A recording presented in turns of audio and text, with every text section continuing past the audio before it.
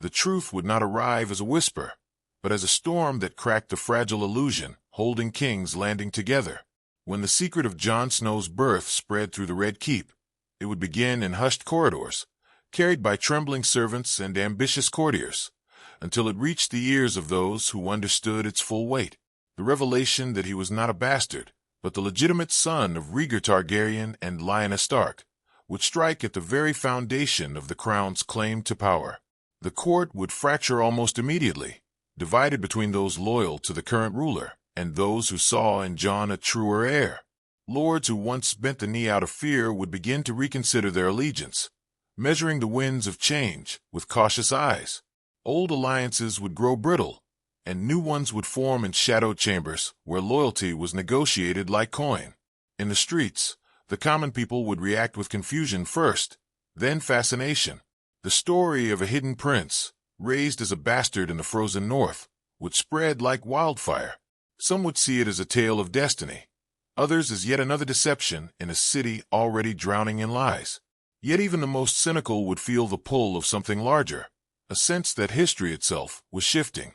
The High Septon and the Faith would face a dilemma of their own. Legitimacy, after all, was not merely a matter of blood but of recognition.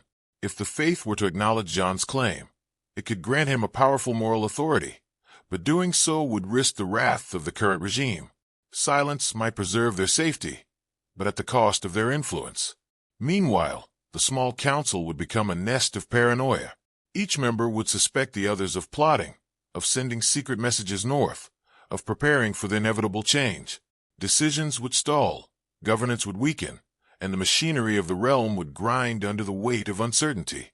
The revelation would also awaken old ghosts.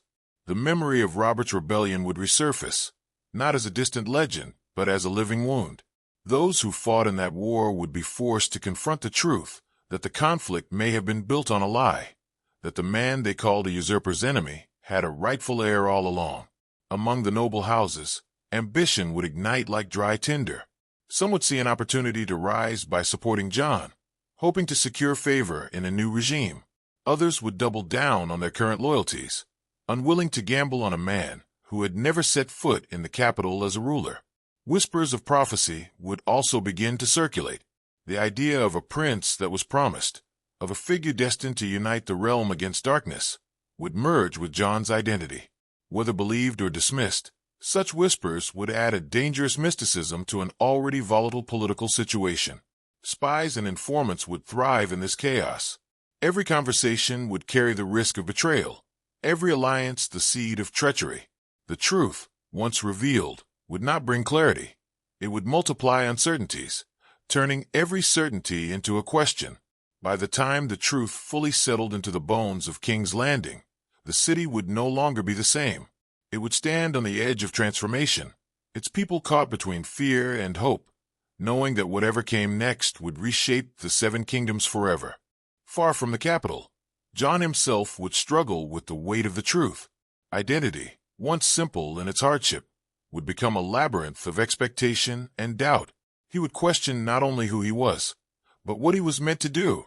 Torn between the life he knew and the destiny others now demanded of him, the North would react with fierce protectiveness. To them, Jon was one of their own, shaped by the harsh realities of their land. The revelation of his lineage would not erase his Stark upbringing, but it would complicate it, forcing northern lords to reconcile their loyalty to him with their deep mistrust of southern politics. Messages from King's Landing would begin to arrive, some urging him to claim his birthright, others warning him to stay away. Each letter would carry its own agenda, its own hidden motives, and Jon would have to navigate this web of manipulation with care, knowing that a single misstep could ignite war. His allies would be divided in their council. Some would argue that he must take the throne to bring justice and stability, while others would caution against the dangers of entering a city known for its treachery. The decision would not be merely political. It would be deeply personal, a choice between duty and self-preservation. The armies of Westeros would begin to stir. Even the possibility of Jon's claim would force commanders to reconsider their strategies, their loyalties, and their future. War might not be immediate, but the seeds would be sown, and everyone would feel their presence. John's own sense of honor would be tested like never before. Raised to value truth and integrity, he would now face a world where those virtues were often liabilities. To survive, he might have to compromise, to play the very games he had always despised. The people who had once underestimated him would now see him in a new light. His past deeds, his leadership, his sacrifices would gain new significance when viewed through the lens of his lineage. He would become not just a man, but a symbol, and symbols are rarely allowed to remain human. The question of love and loyalty would also haunt him. Relationships built on trust would be strained by the revelation, as those closest to him struggled to reconcile the man they knew with the prince he had become. Trust, once broken or shaken, would be difficult to restore. As the truth spread further, it would attract not only allies but enemies. Those who feared his claim would seek to undermine him, to discredit him, or even to eliminate him. The Game of Thrones would tighten around him, its rules unforgiving and its stakes absolute. In the end, Jon would stand at a crossroads, with the fate of the realm hanging in the balance.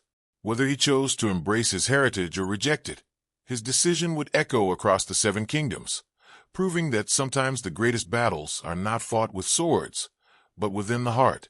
The winds of change would not slow, and as word of Jon's lineage continued to ripple across the realm, distant regions like Dorne and the Iron Islands would begin to weigh their positions carefully.